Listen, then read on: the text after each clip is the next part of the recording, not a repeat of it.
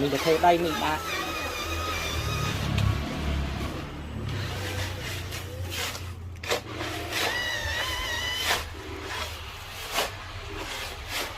đây là trái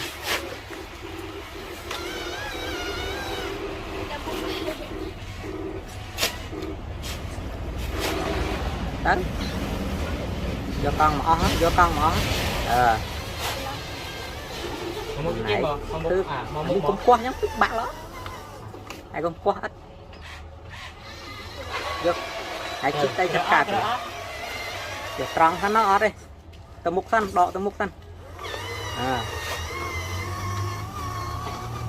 đó vô con đi chứ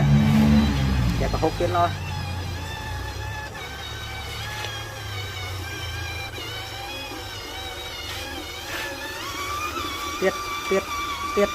tiết ban bầm